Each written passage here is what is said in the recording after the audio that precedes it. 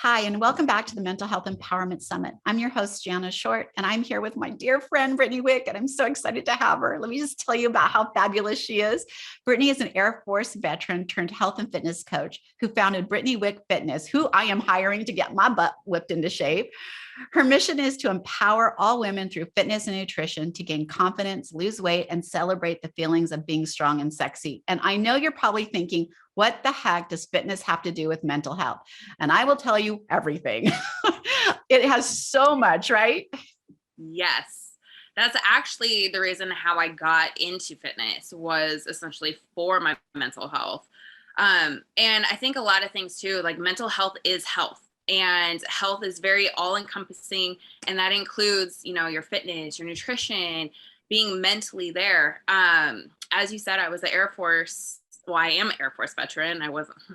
And so I actually was an intel analyst. And so with that, I had a top secret clearance. And with that being said, mental health, like if you sought out mental health, it was not to say it was frowned upon, but it kind of was frowned upon because of the nature of what we were doing, that they didn't think we were stable to do our job.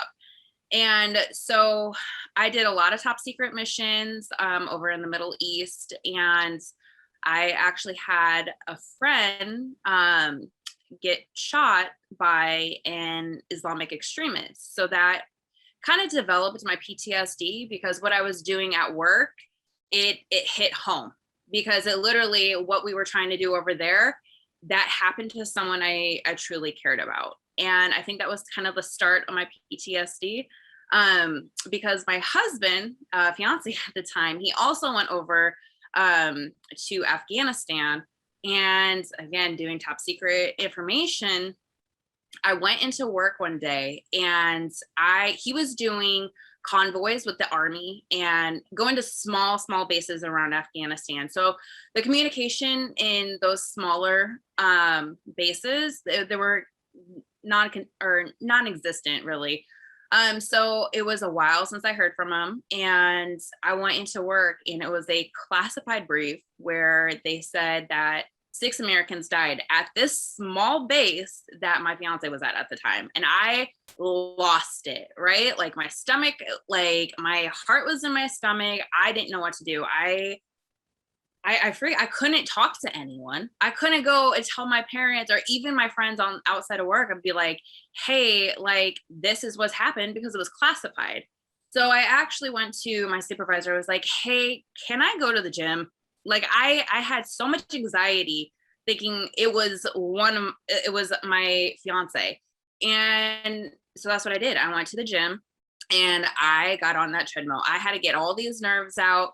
And I just kept pushing that button on that treadmill to go faster and faster and faster.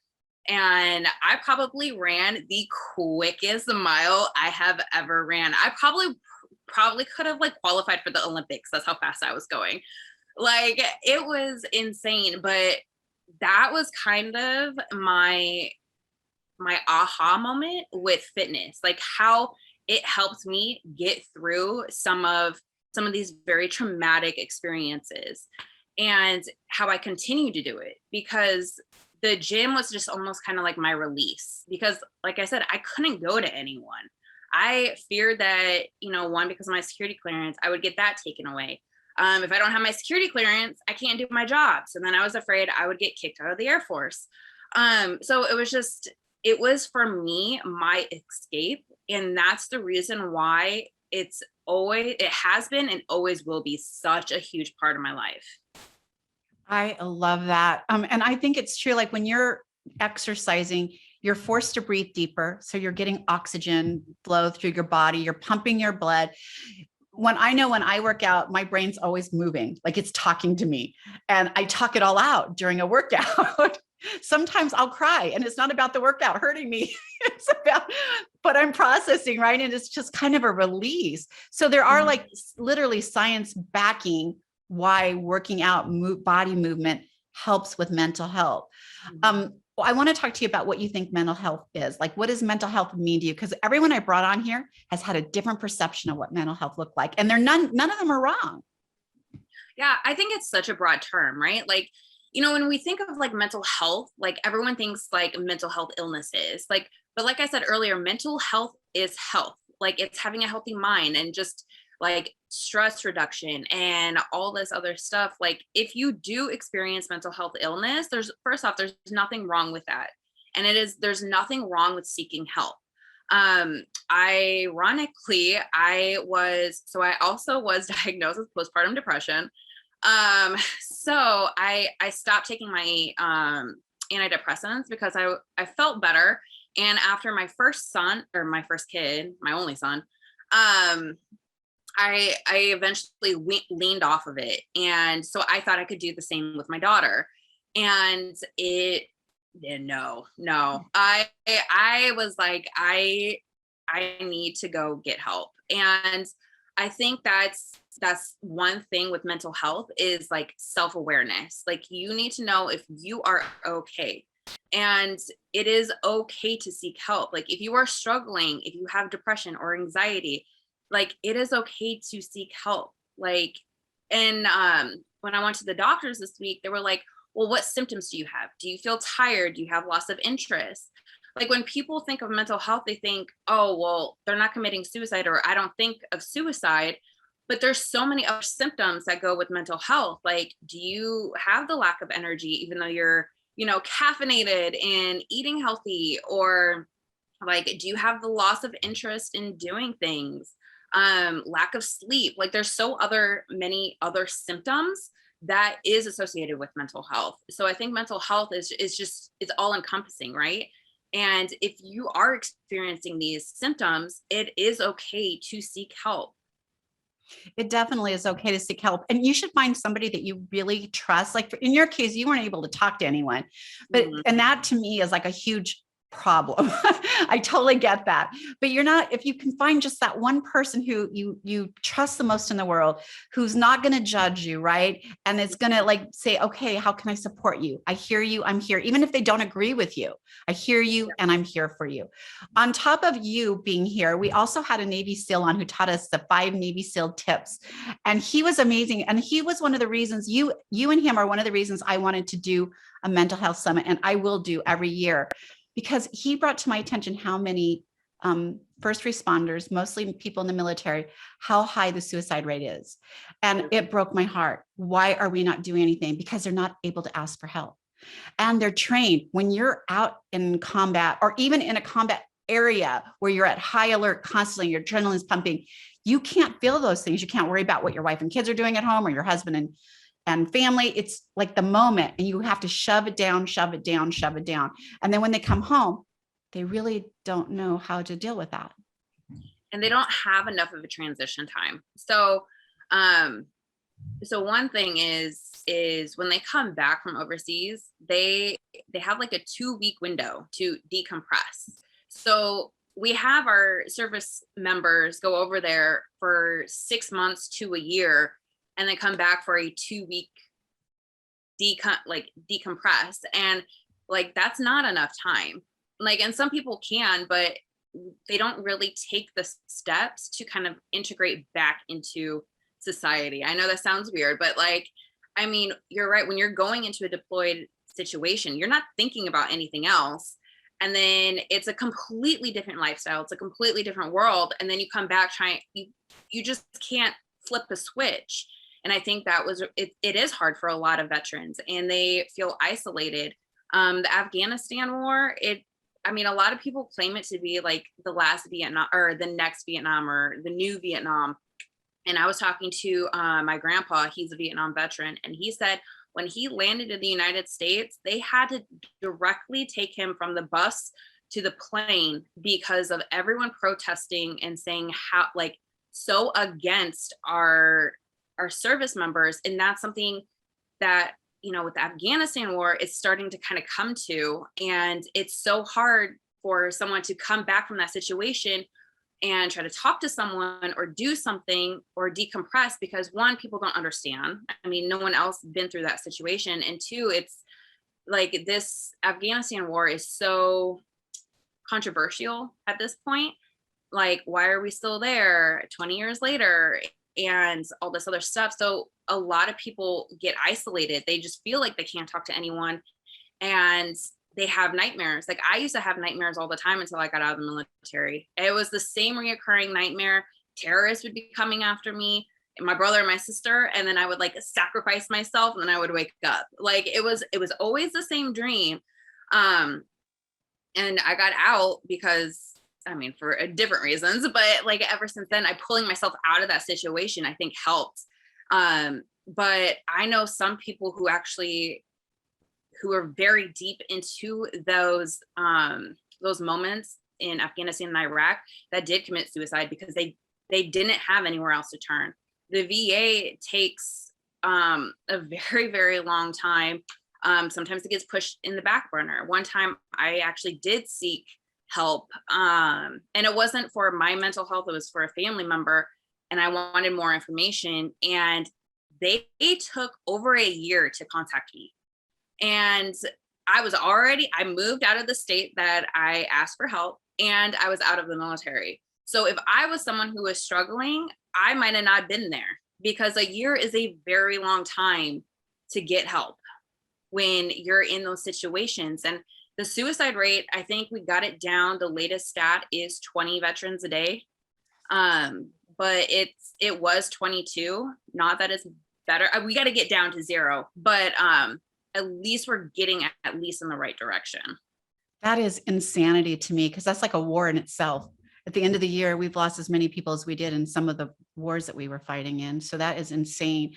You know, I will tell you that I'm not blaming the military for this, although I do hold you responsible, that you're right. You don't get help fast enough. It's so long because there's so much red tape to go through before you even get seen. That when my daughter, who was married to an Army man, had her second child, she had postpartum depression.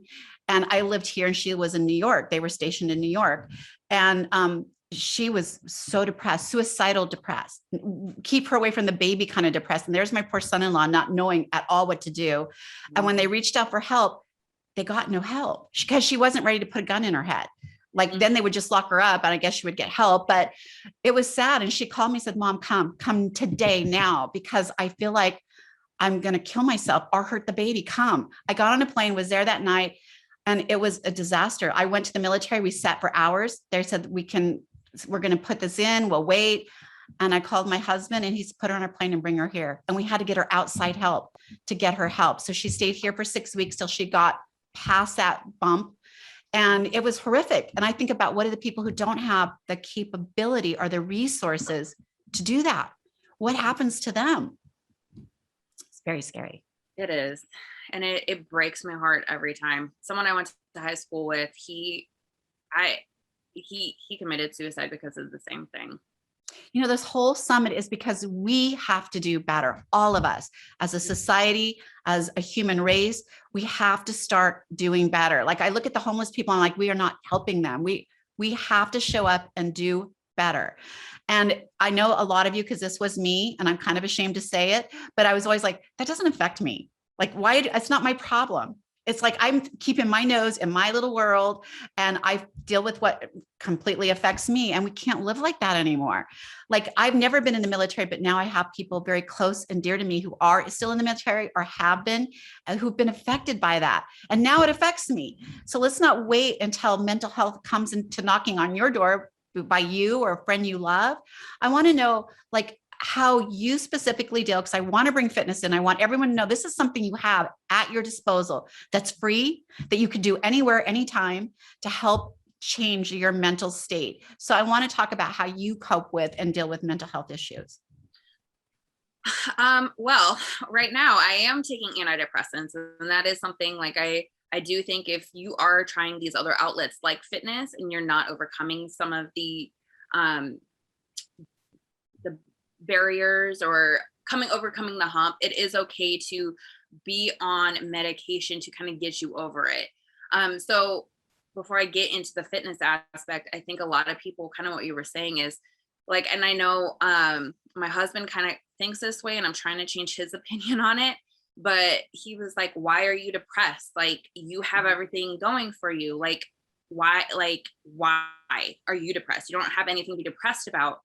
And I think a lot of people think like that. And we have to realize that it is a mental thing, which is called mental health, right? So it's the chemical imbalances and the hormones, and it's something internal. And I think that is something that we got to get past to kind of allow the stigma to go away.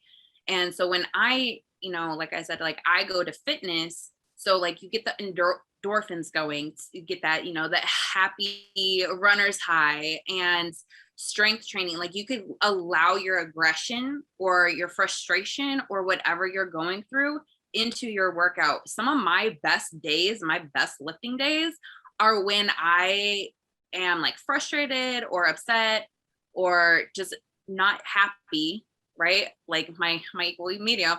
Like I go to fitness so like I could just run, or sometimes it's just good to put in your headphones and put on some music and just go, just run.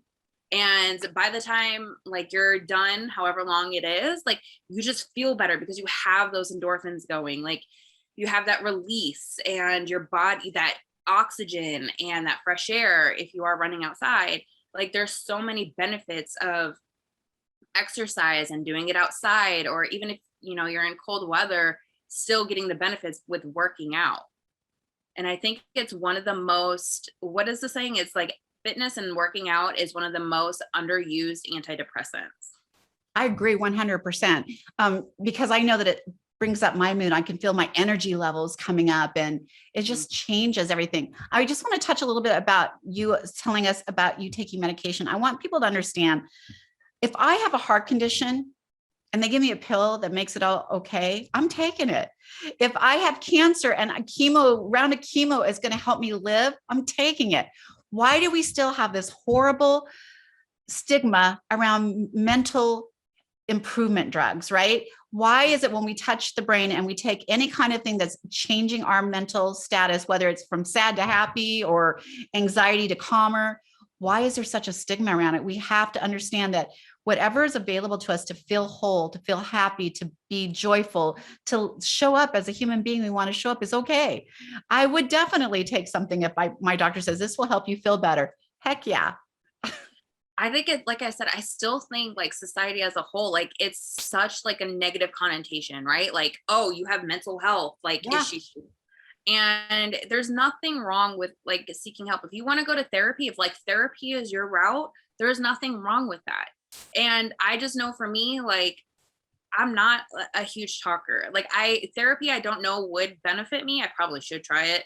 But I mean, I just know like what works for me. And sometimes you don't need to be on it forever. Like I said, with my son, I was on it just to get over the hump of postpartum. I leaned off of it, and then I was fine until I had baby number 2 and then postpartum. Because it's only meant, just like supplementation, right? Like you use supplements to supplement a healthy diet. Like these antidepressants help supplement you to make you whole again, or to make you feel better. And like you were saying, like get back to your normal state, to get over that hump. You don't have to be on it forever, but it does help. And we need to stop with the negative connotation, and we gotta stop with that stigma that like just because someone's on antidepressants that they're crazy. Like, no, I guess I'm crazy. Like, no, it is okay. And I think we need to keep telling people it's okay. I agree. I do think we need to have a conversation. We need to say, I hear you, and it's okay. Like, who cares? Who cares? Yay. I take heart pills. I take this pill. I take that pill. Here's the thing, though. I want to talk about the pills that you might be taking or might not be taking, or might ask for or might ask for. These are very sensitive medications that you should never stop on your own. There is a reason things happen when people think, I'm feeling better, so I'm going to go off everything because I'm cured. Well, you might be feeling better because you're on something, right? And then when you go on it, it's like a complete hormonal change. Women get postpartum depression because their hormones are ripped into, like, they're not growing in their body. It doesn't happen overnight. It's an immediate change, and their body can't catch up with that change. And they go into this massive depression. And you're like, why? You have a beautiful, healthy baby. Like you can't wrap your mind around it, but what their body is going through is horrible.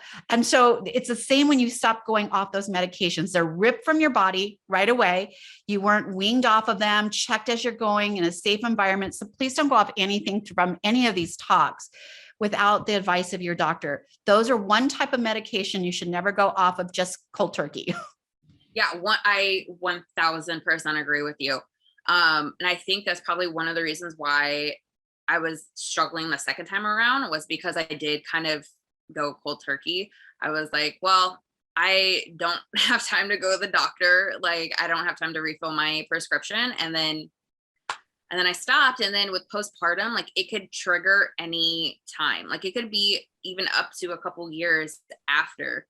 And I think a lot of people don't realize that, because they're like, well, your baby is 2 years old or a year and a half. Like, how do you have postpartum?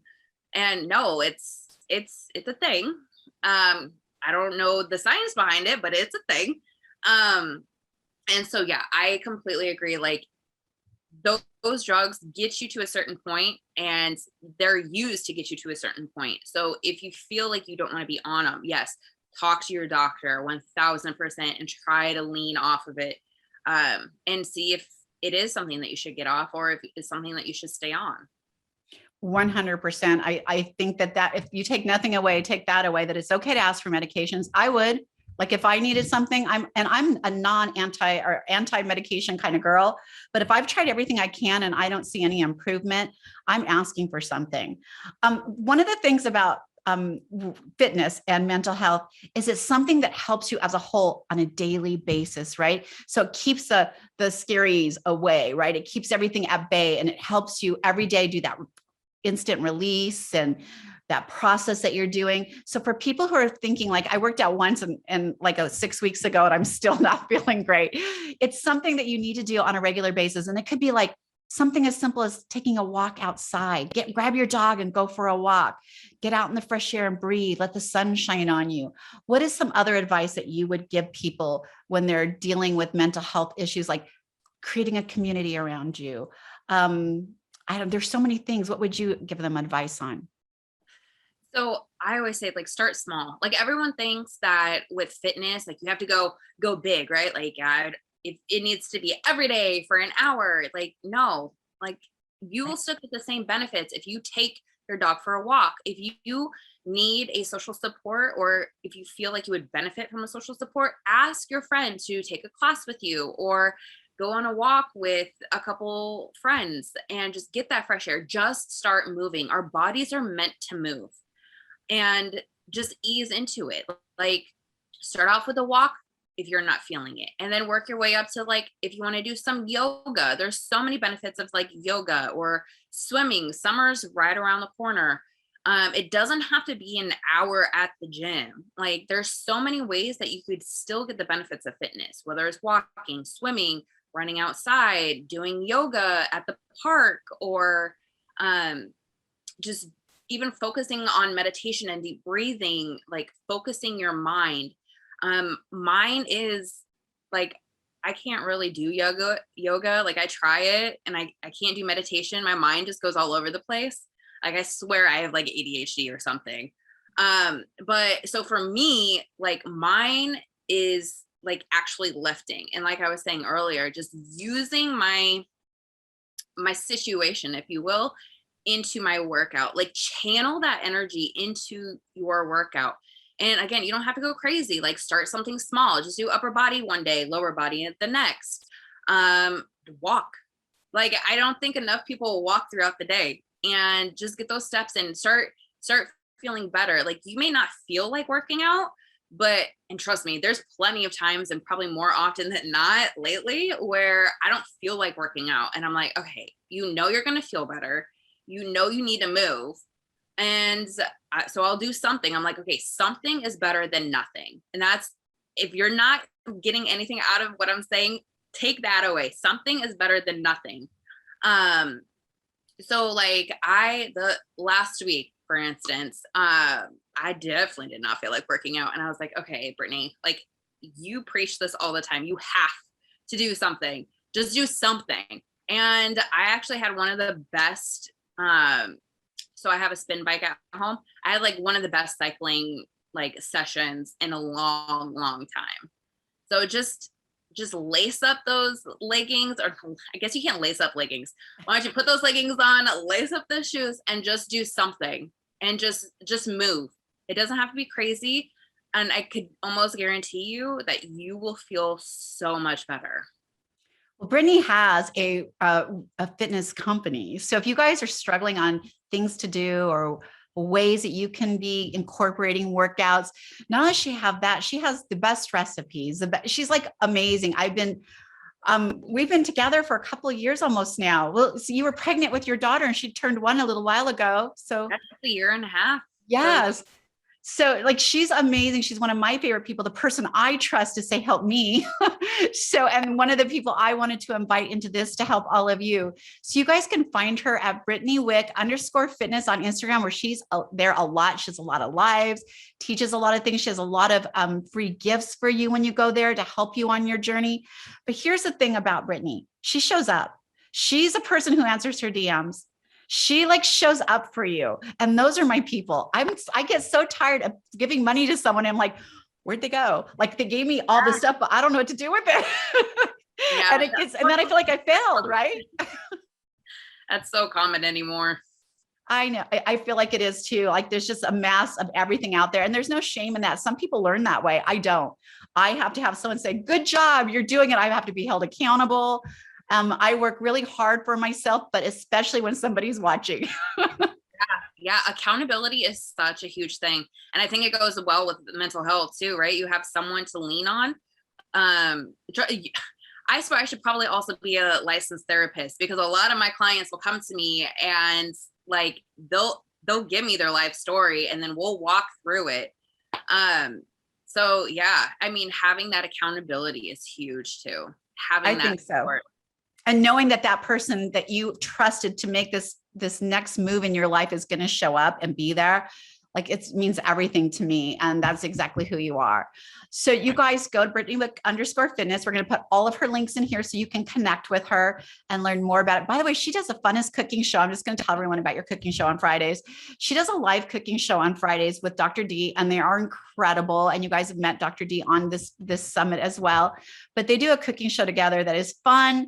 I get to reap the benefits of it because my daughter cooks with her and I get to eat it.